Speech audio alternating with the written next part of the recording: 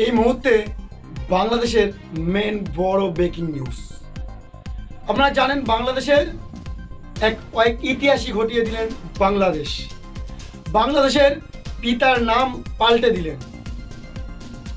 বাংলাদেশের পিতার নাম পাল্টে দিলেন, কিন্তু বাংলাদেশের এক ইতিহাসই ঘটিয়ে দিলেন। এবং বাংলাদেশের নতুন সরকার গঠনের পর কিন্তু নতুন সরকার বসাকালীন কিন্তু বাংলাদেশের পিতার নামই পাল্টে দিলেন।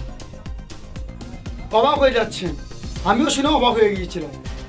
কিন্তু বাংলাদেশের পিতার নামই পাল্টে দিলেন এবং বাংলাদেশের পিতার আগে নাম ছিল মুজিবুর রহমান, এখন কিন্তু পাল্টে দিয়েছেন। এবং বাংলাদেশের নতুন সরকার আসাকালীন পাল্টে দিয়েছেন ইব্রাহিম আলাইহিস সালাম, জাতি পিতার নাম। সব শোনাবো আপনাদের, এই প্রতিবেদন আপনাদের পুরো দেখতে হবে। এবং আমি সাইদুল, সি বাংলায় আপনাদের সবাইকে স্বাগত জানাই।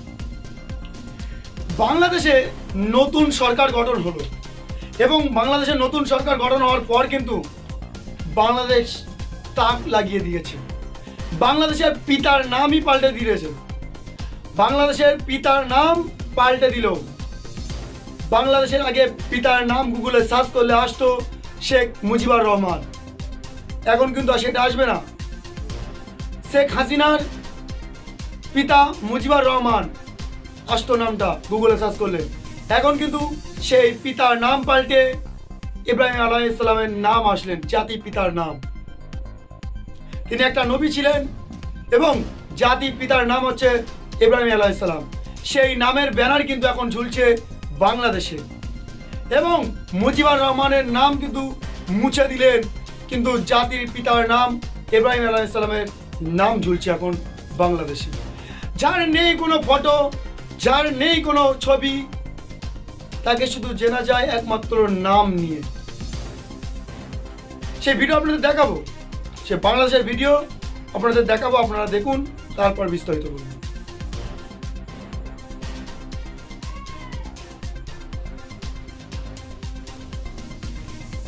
দেখলেন ভিডিওটা, বাংলাদেশের পিতার নাম কিন্তু পাল্টে দিলেন এর মধ্যে নতুন সরকার গঠনের পর। কিন্তু বাংলাদেশে আগে গুগলে সার্চ করলে নাম থাকতো, আগে বাংলাদেশের পিতার নাম যখন গুগলে সার্চ করবে তখন নাম আসতো কিন্তু শেখ মুজিবুর রহমান। এখন কিন্তু সেটা হবে না, এখন হতে চলেছে নতুন পিতার নাম হচ্ছে এবং পাল্টে দিয়েছেন ইব্রাহিম আলাইহিস সালামের নাম দিয়েছেন। নেই কোনো ফটো, নেই কোনো কিছু ছবি, কিন্তু শুধু আছে কিন্তু নাম। আপনারা জানেন শেখ মুজিবুর রহমানের এবং প্রাক্তন প্রধানমন্ত্রী যিনি ছিলেন শেখ হাসিনা, তার পিতার নাম কিন্তু শেখ মুজিবুর রহমান। আর সেই নাম কিন্তু বাংলাদেশের ব্যানারে ব্যানারে ঝুলছিল। বাংলাদেশের ব্যানারে ব্যানারে ঝোলার নাম ছিল, যখন গুগলে সার্চ করছেন বাংলাদেশের পিতার নাম কি, তখন আসতো শেখ মুজিবুর রহমান। 2020 সালে কিন্তু এই ব্যানারটা লাগানো হয় বাংলাদেশের সরকার থাকাকালীন এবং শেখ হাসিনা থাকাকালীন এই ব্যানারটা লাগানো হয়। লাগানোর পর কিন্তু এখন 5ই আগস্ট নতুন দেশ আবারও বাংলাদেশ স্বাধীন হলো।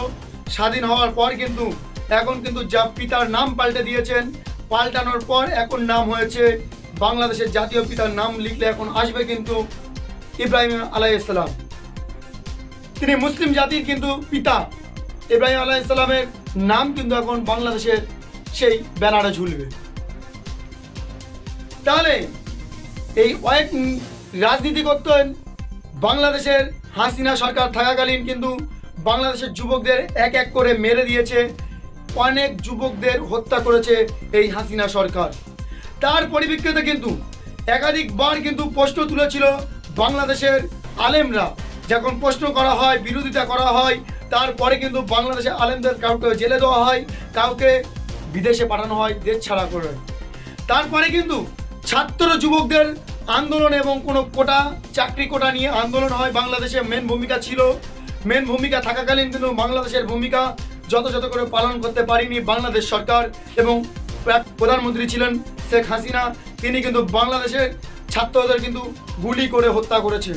হত্যার পর কিন্তু বড় পদক্ষেপ নিয়েছেন বাংলাদেশের সাধারণ নাগরিক, বাংলাদেশের ছাত্র যুবক, বাংলাদেশের সেনাবাহিনীরা। এবং বাংলাদেশের ছাত্র যুবকরা পদক্ষেপের পর কিন্তু বাধ্য হয়েছে বাংলাদেশের প্রধানমন্ত্রী পদত্যাগ করে এবং বাংলাদেশ ছাড়তে বাধ্য করেছেন। তারপরে কিন্তু নতুন সরকার গঠন হয়, নতুন সরকারে গঠন হয়েছে এবং নতুন সরকারে বসেছেন মোহাম্মদ ইউনূস নতুন সরকার বাংলাদেশে।